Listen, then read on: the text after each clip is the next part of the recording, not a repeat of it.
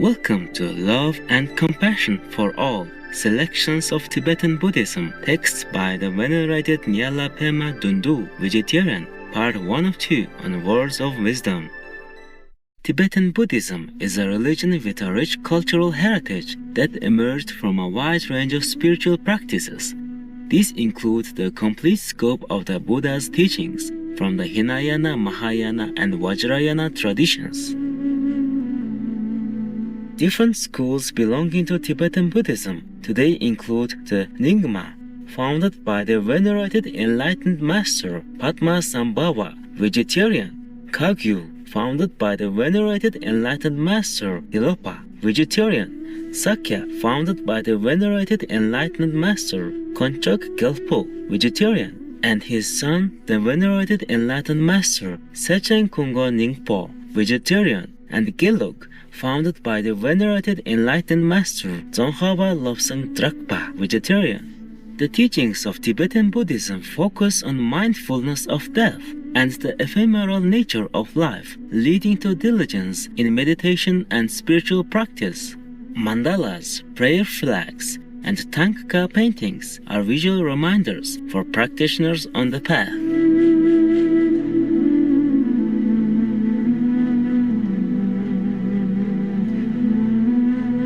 The Master Nyala Pema Dündul, vegetarian, was born in 1816. The blessed child was identified at the age of 7 as the reincarnation of the Kathak treasure revealer Rildzing Loksal Ningpo.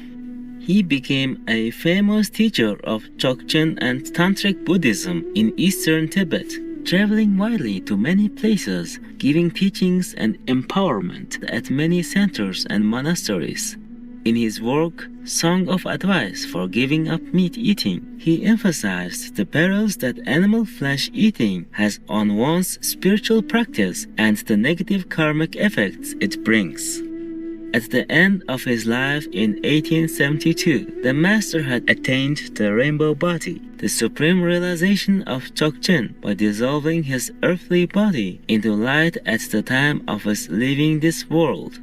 Today, it is an honor to present excerpts from the venerated Master Nyala Pema Dündul's work, Song of Advice for Giving Up Meat Eating. Song of Advice for Giving Up Meat Eating.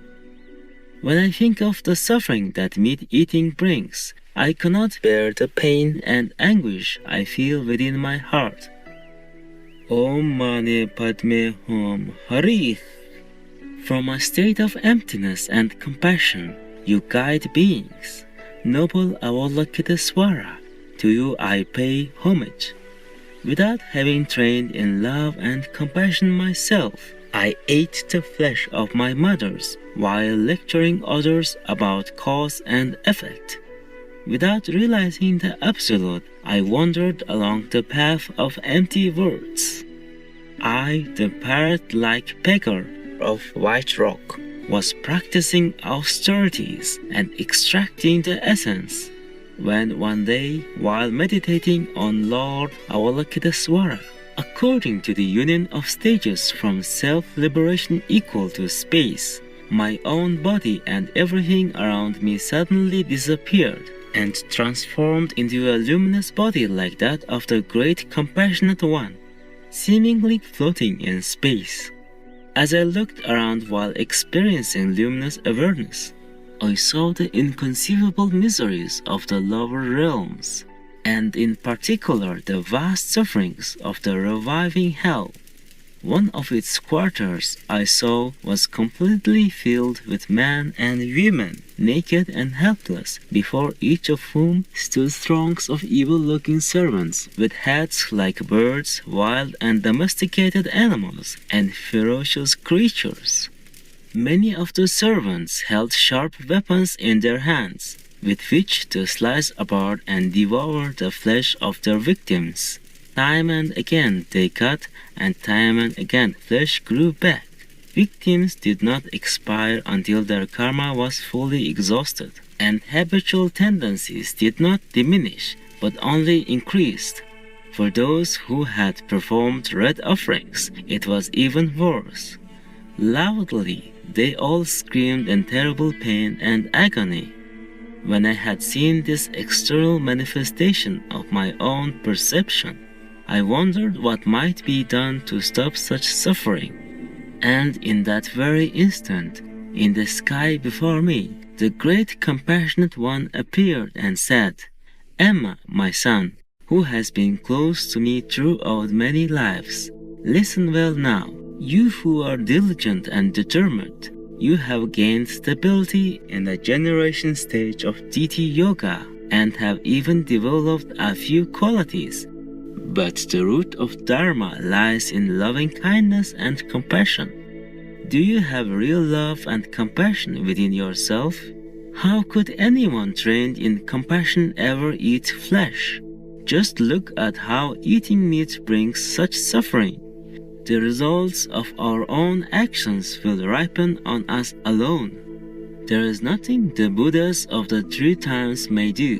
Eating meat has no virtue whatsoever, but entails many faults. It is a source of 400 forms of disease and 80,000 obstructing forces, and it naturally brings about the 84,000 afflictive emotions. Consumption of flesh involves not the tiniest trace of virtue. Eating flesh is a sign of being either a Mara or Rakshasa demon. It causes discipline to degenerate and negative emotions to increase.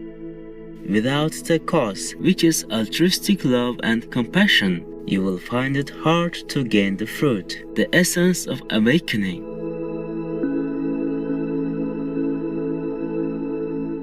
Meat eaters are not accompanied by the wisdom deities. They lack blessings, accomplishment, auspiciousness, and activity. The substance of altruism does not develop in eaters of flesh, whom gods, nagas, and others regard as demons. Meat eaters are plagued by Gandharvas, Rakshasas, Maras, Yamas, ghosts, spirits, Gelpo, Gongpo, and Samaya breaking demons.